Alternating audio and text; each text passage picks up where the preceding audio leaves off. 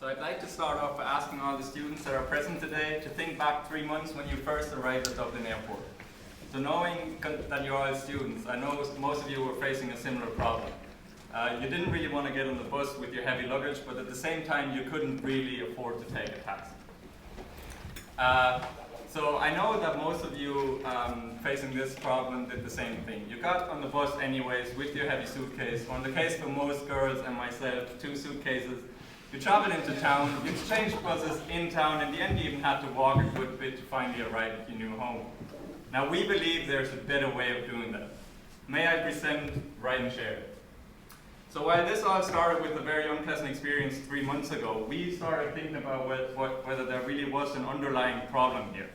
And so we started talking to people, and after having interviewed a total number of 132 people, including taxi drivers, we have found the real problem that we have here. Dublin's inefficient public transportation system. Now most of you will have experienced some of the painful side effects of that, which are important routes are not covered, it takes too long to get from A to B, there's no public transportation service at night, buses are highly unreliable, and of course taxis are too expensive. Now knowing that there really is a demand for this problem to be tackled, we decided to do so. Now who's we? That's the 4 charming ladies right here and myself. Now we believe we represent a formula that is very promising. We combine Swiss precision with German discipline and Italian flexibility. Right? So who are our customers? So knowing that this had to be tackled, we started off providing a platform that connects people who want to share a ride. Now think back of the incident at the airport. It's not how many of you, by raise of hands, would have preferred to share a taxi instead of paying money for a taxi yourself or getting a bus. That's quite a few of you. So, and I'm not only talking about people that would have been willing to share a taxi, I'm also talking about people, private car owners that were heading into town and would have been more than happy to giving you guys a lift in exchange for some gas money or just some company. So we came up with this platform, and what's very important, it's very easy to use. All you gotta do is download the app, have the app search for people that are headed the same way, and share the ride. What you can see on the right here is a short preview of what it actually looks like for you as a user using the app, but you'll get a better understanding of that later on. Now, who are our customers? We have identified 3 different customer segments. The first one being the users, and it's not just broke students arriving at the airport. It's also people that might have bad connection to public transportation, or that have a need for getting around at night. But that's just a few examples, there's many others out there. Then you have the drivers. Here you have to distinguish between the taxi drivers on the one hand and the private car owners on the other hand. And last but not least, you have advertisers who would be willing, would be up for leveraging the traffic we create on our app or on our website to advertise. Now, how are our customers benefiting from our service? For the users, it's pretty straightforward. By sharing rides, they get to save money, they get to save time, they have a higher level of convenience when getting from A to B, and at the same time, they get to meet new people. Now, for the taxi drivers, thinking back of the story at the airport, most of you guys took a bus instead of sharing a taxi. Now, having the opportunity to share a taxi, as you said, more of you guys would have shared a taxi, which means in return, more rides for taxi drivers, which results in higher revenues due to less downtime. Now we know for a fact that Dublin taxi drivers pay a fee of up to 90 euros a month for the radio. Now they pay that fee regardless of whether they are sick or whether they are on holidays. So we believe there's a much better way of doing this, and we only charge a commission whenever we connect them with a customer. So this system is a lot more transparent and fair. So, and then you have the private car owners, and they would of course get to save money due to having the opportunity to split fuel costs, and they will get to meet new people as well. Now, while having the customers in mind, of course, we were also looking at how could we make money from this. Now, we have 3 different sources of money. First, we have the taxi drivers, and they would be paying a commission of 10%, which is still lower than the most frequently used app out there, Halo, they charge 12%. Now for the private car owners, we'd start off with 5% to really get them on board. And then we have the advertisers, and we'd be charging them a fee in order for them to post banners on our website. Now, looking at the competitive landscape, you have short distance and long distance, and you have non-sharing and sharing. Now, looking at the top right corner, you can see that there's already two competitors in the market. If you look at the bottom left corner, you have short distance and non-sharing, and you might recognize Halo and Uber. So this is not what we're going to be doing. Halo and Uber are out there, but our main focus is on short distance and sharing. And as you can see, there's no competitors out there. I would now like to continue with showing you our company video.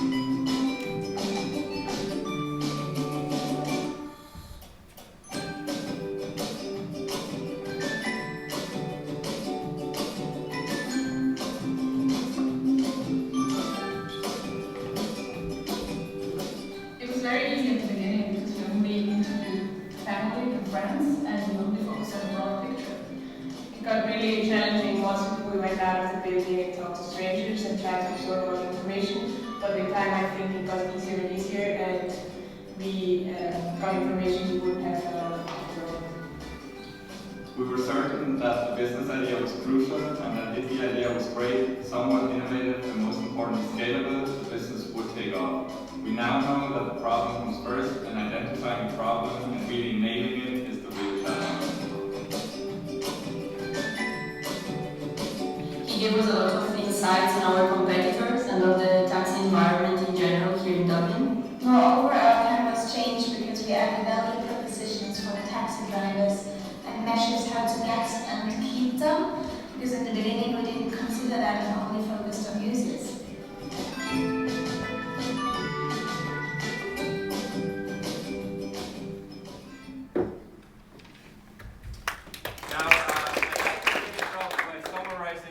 Points I want you to take away from today's presentation. Now, first of all, we've identified a problem, which is inefficient public transport, and we have proven that there is demand out there for this problem to be tackled. Secondly, we do provide value to all our customers. The most important ones being saving money, saving time, a higher level of convenience, and getting to meet new people. But there's many other examples. And most importantly, we offer great potential. Not only do we have no direct competition, it's also a unique service, and most importantly, it's scalable. So it's for all these reasons and the great potential Ride'nShare has that we believe in the future of Ride'nShare. Thank you very much.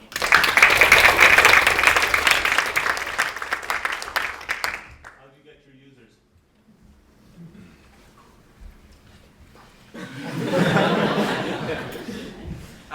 It's a tricky part here because you have to start with either getting the taxi drivers or getting the users, right? So that's one of the major challenges. But looking at how Halo and Uber, all of them, even though they don't offer the exact same business idea, the same service, they had the same problem in the beginning. And what worked well for them was giving out promo codes to get people to actually get on the app and download the app, and at the same time you have to find a few taxi drivers that are willing to partner up. You have to tackle the market from both sides basically.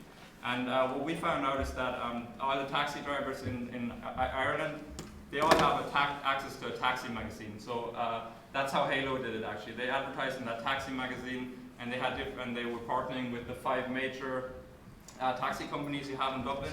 So that would be one side. Going to the taxi drivers and educating them on the value proposition we have, and at the same time the customers, you could offer promo codes. Moreover, our focus is also social media, a lot of Facebook and stuff like that, but we were also planning to because like especially students are facing a problem, or younger people, we thought about going to the universities, having in the beginning of the semester, for example, like in schools, just be there, tell them about the service, and then it's just a lot of word of mouth as well.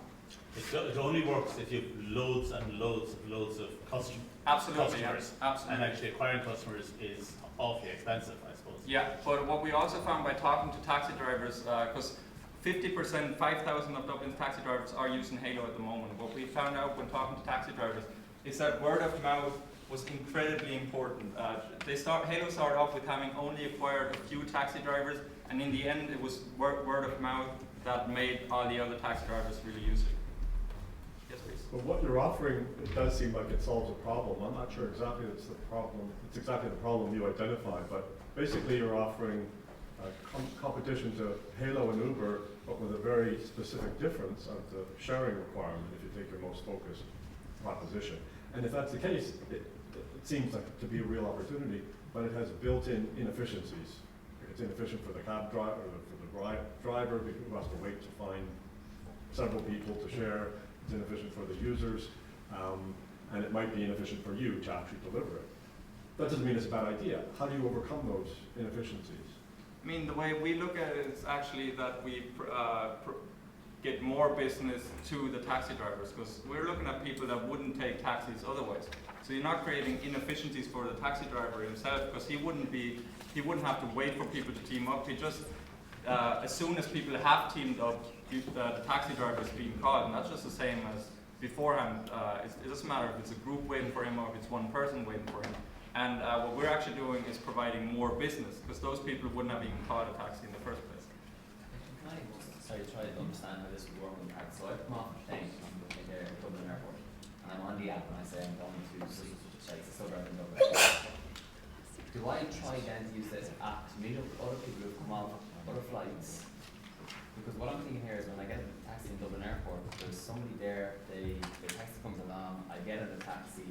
So Dublin Airport are making money as well. They charge for all the taxis. They make money out of having more and more taxis coming through the facility.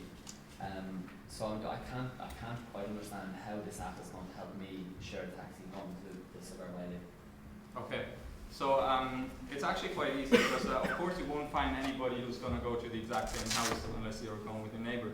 But all you have to do is get on the app and let the app know where you're going. So what the app does is find out if there's anybody who's close to you who's heading the same way, and it doesn't have to be getting off at the same location. It might come down to UCD or get off in the city centre. What the app does is they would only connect you if you have a very similar path, a similar route, and then once you get off, the first person gets off, the taxi just keeps going, and the app would have already calculated your share of the fare and would deduct that from your account. But is it that I meet up with all these people I'm going to share, the two people I'm going to share with, then I go out and I queue up the same as everybody else in the taxi rank, and the taxi comes on, I get in, and then we go off our way, or is it a special taxi, in which case, where is that going to be in the airport? It's going to be a regular taxi, I suppose, but it's just like calling a taxi nowadays. You just wait for a taxi, you arrange where you're going to meet, and the taxi picks you up, so in that case you wouldn't be queuing. So the app calls the taxi. Yes, but then Dublin Airport aren't going to be very happy at that, because they have taxis queuing up to pick up passengers. That might be something to look at for the specific case of an airport, but that doesn't mean it's not possible, because taxis can still drive through.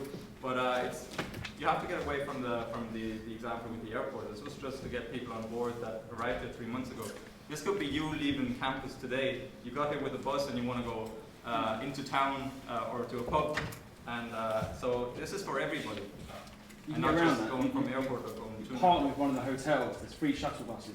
You take a free shuttle bus out of the airport, and then you can go from there. So the people would meet, get on the free shuttle bus, and then leave from there. So there's a way around getting there, around the airport problem. There always is. Yes. It's an alternative. Once you know another problem, there's another easy solution. All right, we'll leave it there. Thank you very much.